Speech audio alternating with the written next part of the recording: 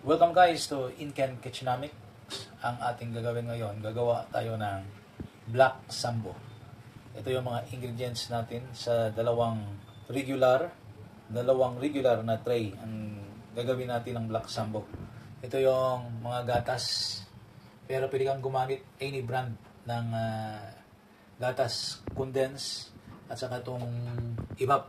So pwede kang gumamit ng any brand. Mayroon tayong gelatin. Ito yung brand na gagamitin natin. Ito ang ating chocolate powder na napadaanan natin sa strainer. Ngayon, umpisahan na natin ang ating paraan sa paggawa ng Black Sambo. Meron na tayong dalawang cups ng tubig. Okay, nilagay na natin yan. Ngayon, ang isunod natin ay ang ating gelatin. Ihalo natin yan sa tubig na nilagay natin. Okay, so ang ating mga gelatin na yan, ipa-bloom natin yan ng 1 minute.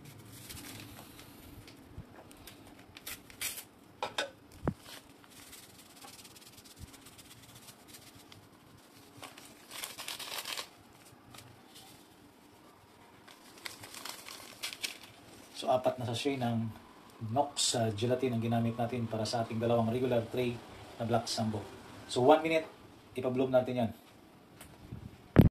Okay, we're done sa 1 minute. Ngayon, ihalo natin ang ating evap.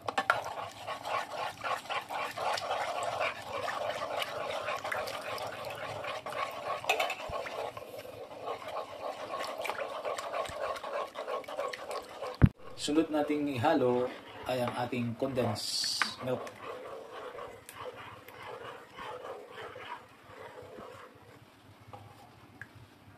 Okay, dalawang cans din yan.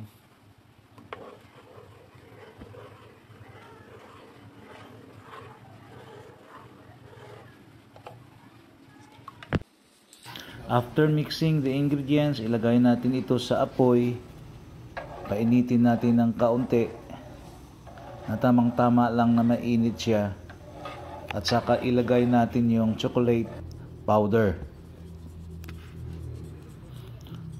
Okay, so ngayon stir natin. Dahil nalagay na natin yung ating chocolate powder, stir natin yan para matunaw ito. Okay, pwede na natin patayin ito yung apoy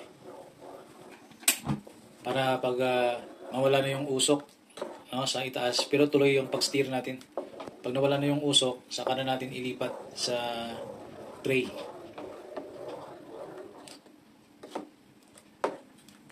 So, ilagay na natin sa dalawang tray. Hatiin natin ito. Yung isang tray natin malaki, yung isa maliit.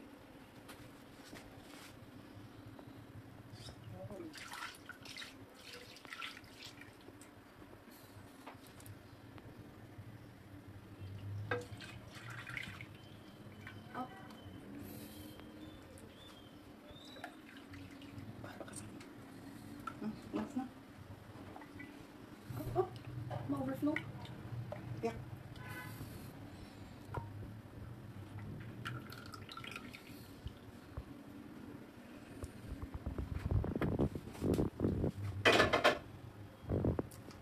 So, sa paglagay nito, hindi natin maiwasan na magkaroon siya ng bula. Pero matatanggal natin yan gamit ang toothpick.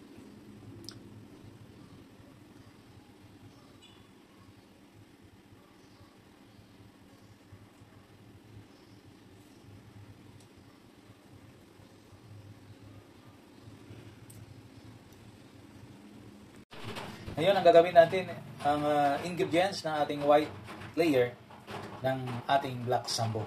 So, ito yung ingredients natin, condensed, saka yung Nestle cream natin. So, 4. Saka meron tayong 2 cups of water. At ito naman, yung gelatin natin, same brand, Nox, yung ginamit natin. So, umpisa natin. Ito na, ilagay natin yung tubig.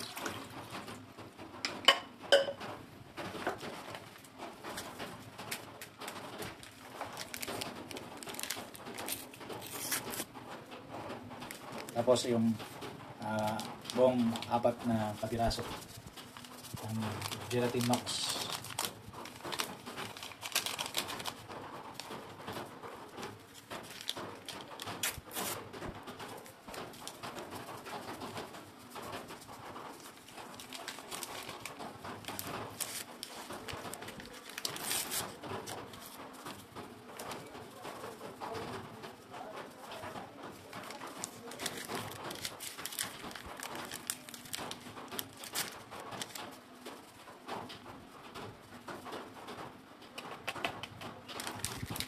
Matapos natin mailagay yung 4 na kapirasong gelatin or ng ating Knox gelatin, ipag-bloom natin ulit ng 1 to 2 minutes. Yan, para tumigas ulit ito. So after 2 minutes, maglalagay na tayo ng ating cream.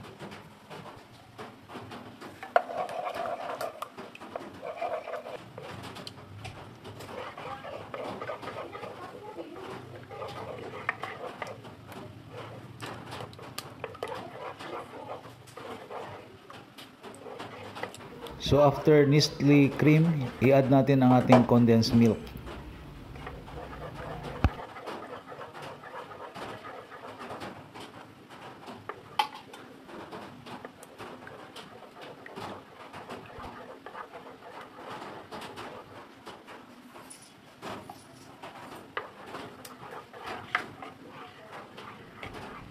So ilagay natin sa apoy, lutuin natin. Tapos hanguin natin or stop natin bago kumulo.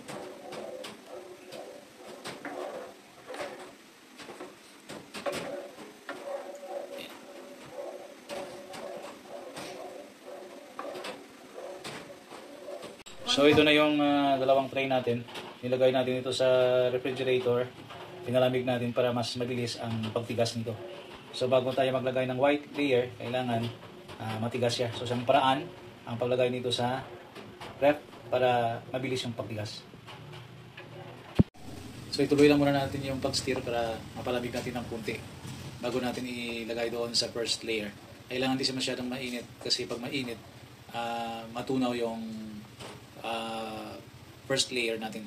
So bigyan natin ng time na mapalamig natin, matanggal natin yung init bago tayo maglagay ng ating second layer. So ito yung magiging kalalabasan pag mainit pa yung ating white coating. Yan, nakikita natin na natutunaw ng kaunti itong ating chocolate.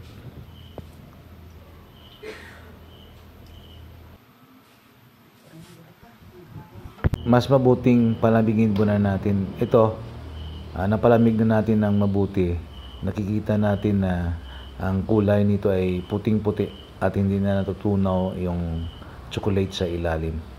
So, i-fill lang natin ng mabuti itong lahat ng mga nasa tray natin ng ating white coating or ng ating second layer. And so ito yung paraan natin sa paggawa ng ating black sambu para sa ating mga celebration, lalong-lalo na papalapit na yung December. So sana itong ating naibahagi na kaalaman ay magkakabigay sa inyo ng konting kaalaman kung paano tayo mag-prepare ng black sambu. Yan na siya. At ngayon ipakita ko sa inyo yung first and second coating. Ito na yung nasa ilalim natin na chocolate. Ayan, at nasa itaas yung ating white coating. So this is the result of our black sambu. Thank you for watching in Ken Kitchenamic. Don't forget to subscribe.